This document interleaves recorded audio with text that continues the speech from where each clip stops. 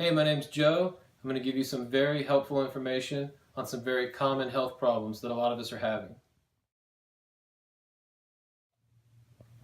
This comes from years of my own personal experience and research. This is going to touch on dieting, this is going to touch on misinformation, and this is about digestion. B12, for example, is only found in things like meat and eggs. It's actually not found in any vegetarian diet whatsoever. That's why vegans have to take B12 supplements. Well, Americans eat more meat and eggs than most other countries, yet Americans are more B12 deficient than most other countries. Why is that? Well, you probably know Americans eat more sugar than a lot of other countries, for one thing, for one example, and a lot more diet products. Artificial sweeteners. This is where we get into the misinformation part of what I have to say today. These products branded as low-fat diet, artificial sweetener things, they're a lot like sugar. They block your digestion from working correctly, so you're not actually processing, in B12's case, the B12, other vitamins and nutrients. That's why, even though we eat more meat and eggs than a lot of other people, we're more B12 deficient than a lot of other people because we're not on a natural diet. Some of this is news to you, some of this that you should eat natural is not news to you. But the point here is, it's not about starving yourself on a diet really to get to your goal of weight loss. It's not about staying with a certain diet or even just eating all natural or raw food. You can actually, eat sugar here and there too, and certain carbs. It's mainly about doing what you need to do to make sure you have the right flora or probiotics in your gut so that you can actually process the nutrients that you eat. And then you can still eat sugar, things with sugar once in a while.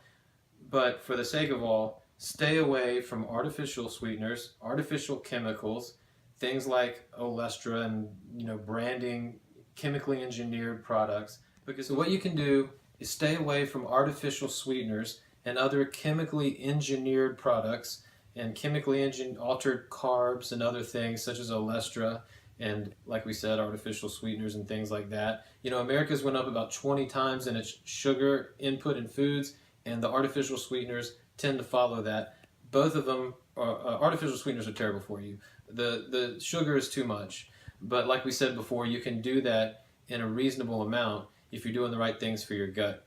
The other thing is, a lot of people think that, well, I can get enough probiotics even though I'm not making it and it's not right in my body. I can just go get probiotics and put them in my body by eating probiotic yogurt. The thing is, that's a gimmick, because yogurt, as you probably know, is pasteurized. So most of the bacteria is killed, including that good bacteria. So really, that's a trick. Unless you're making your yogurt at home, you're not getting enough to actually help your digestion.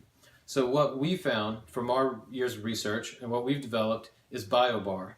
BioBar actually has a natural prebiotic inside of it.